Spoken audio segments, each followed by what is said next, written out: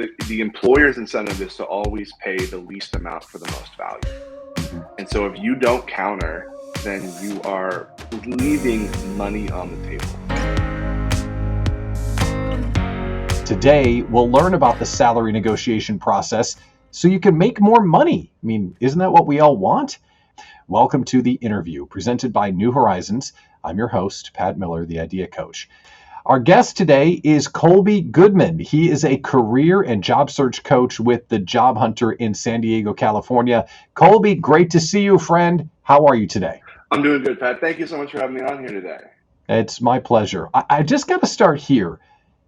Is it weird that we still have to negotiate salaries in 2022? That just strikes me as weird. The way that you are looked at as an employee by an employer is as an asset. The same way they would look at a forklift or a warehouse or a new piece of software. They're looking at you for your inputs to present outputs to then profit from. And so the negotiation process is designed to make sure that they're able to get a positive return on investment on you so that you can help them make more money, save time, or reduce risk.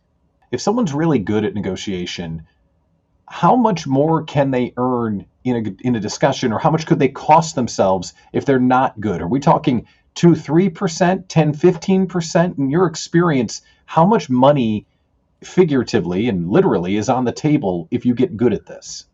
I would say 20+%. And that's come on. Salary. Absolutely. Really? Absolutely. Because ultimately it is your goal as the candidate to showcase your value add, right? It's value propositioning.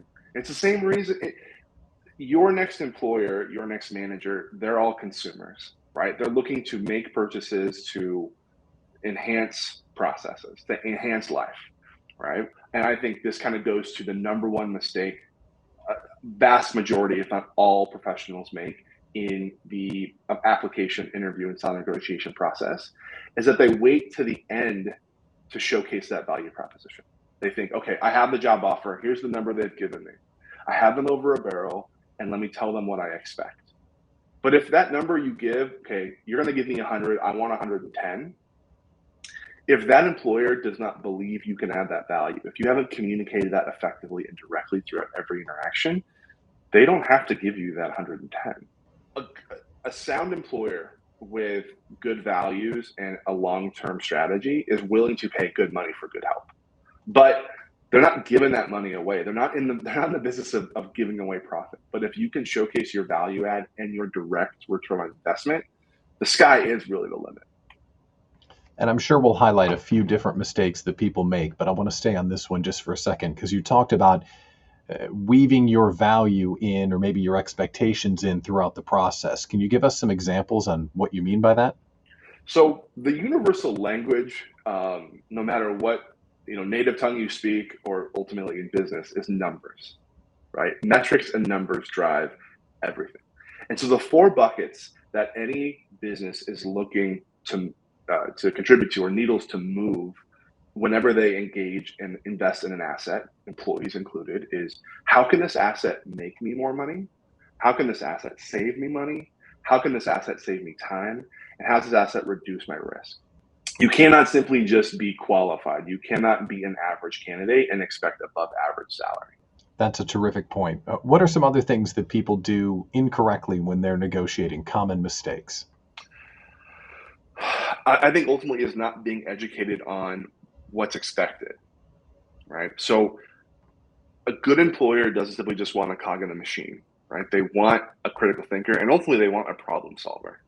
And so if you're not iterating your ability to solve problems and solve the right and important problems for that employer, you're going to be at a much bigger disadvantage. So ultimately it's about how are you resolving the right pain points, right? Again, going back to our consumer mindset, we tend to make purchasing decisions based on things that will relieve pain versus enhance joy. And so if you can speak to and understand what are the major pain points of not only the company or the department or the team, but the individuals within that team, right? A killer question I coach my clients on asking at the end of any interview is, how can the next person in this role make your life easier? Oh, that's a great question. Right? Yeah. Because it ultimately sets you up to say, hey, I'm here to help. When we get to the point of negotiation, do employers expect us to make a counter to their initial job offer? Absolutely. Right? Again, they're you're being looked at as an asset, right? So your job is to negotiate. Um, the employer's incentive is to always pay the least amount for the most value. Hmm. And so if you don't counter, then you are leaving money on the table. But again, just because you put a number out there and say, well, I want X plus 5, X plus 10, X plus 20, doesn't mean they have to give it to you. You have to justify that. And if you wait to the very end to that replying to the offer letter email to make that justification, it's already too late. What do you make of the employer that says, well, we're not going to negotiate, or they're all acting offended if you try and counter offer? I'm sure you've seen that 1,000 times. Is more often than not, is that just an act to try and shut you down? I think ultimately it is. I I like when employers do that mainly because it is a peek behind the curtain of what somebody is like once the honeymoon period is over, Oh, yes, that's true. right? Like if you don't understand my value, if you don't believe in it, if you're not willing to make the investment, that's not going to change once I'm on board. And so being able to get that understanding in the forefront before you've made that really important long-term mutual commitment, I think that's a godsend, right? Because I'd rather have you learn that lesson before you sign a dotted line and alter your life in some way to take this new job than get in there and within weeks or even months realize I've made a huge mistake. This is not the right place for me. This is not the right culture for me. If we get to the end of the road on money, we think we've gotten the most money we could possibly get, but we're still not satisfied. What else is up for negotiation? Maybe some things that we don't think of naturally. hmm So, equity or profit sharing, depending on the size of the company and where they're at. Obviously, stock options for larger publicly traded companies. Other things that are important are things like stipends, right? So whether it's childcare stipend, whether it's healthcare stipend, um, things that are required for you to spend money on to do your job.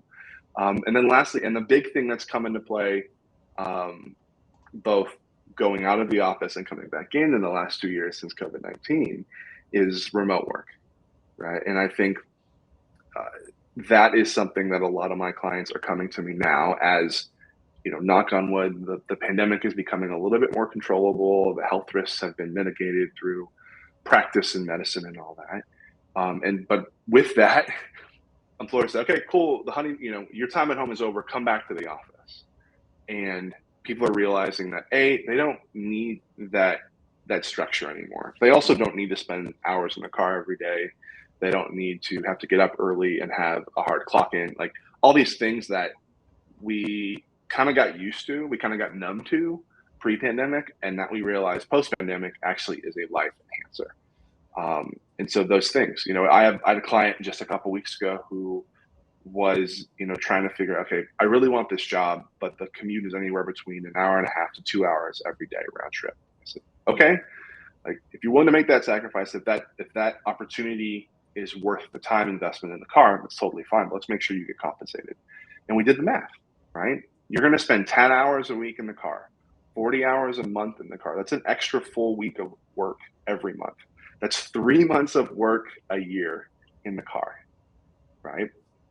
So be compensated for that. Like if you're going to want me to come in, I want to make sure that I'm compensated for either, I want a company car, I want a gas stipend, I want to be paid more in salary to make up for the time I'm really spending in the car, or I want a 6 month trial in the office that I want an option to then if I hit all of these metrics, then I can return back home full time. If we get an offer from someone else and we're being recruited away, should we show our current offer to our employer and ask them to match, or should we just take the offer and go? It's a great question. It's something I deal with on a regular basis with a lot of my clients who I've worked with for years. And what I have seen more often than not is within 6 to 12 months after an offer that has been matched, that person leaves anyways, Hmm. right? right? And it's something it's something I've experienced myself in my first job, in both, multiple jobs. When I switched, it was, hey, I'm putting in my 2 weeks, and then all of a sudden everybody white knuckles it and says, why, you can't leave us, like, what can we do to keep you? And my thing is like, what, you could have made this practice of trying to keep me a habit. You can, but ultimately it's not going to change the way that you're perceived. It's not going to change the way that the culture has been, that has allowed you to even contemplate taking this other offer. That's a great point of view. I appreciate it. And the conversation's been great. I want to make sure that everyone knows how you help people with Job Huntr. So tell us about the company, and who do you help and how do you help? Yeah. So my consultancy helps individuals looking for better jobs, looking for a career that fits into their lives, and not vice versa. Sounds like a great service. Kolby Goodman, career and job search coach with the Job Huntr in San Diego. Thank you so much for coming on today, man. I really appreciate it. Absolutely. That's my pleasure. Thanks so much. Hey, it's Pat Miller, the Idea Coach, here from the Interview Podcast. If you enjoyed this information and you want to watch more of the podcast or some other helpful videos like resume tips, interview best practices, and more career training info, you can get it on our website. Check out the website at careerdevelopmentsolutions.com/webinars. One more time, that's careerdevelopmentsolutions.com/webinars. See you there.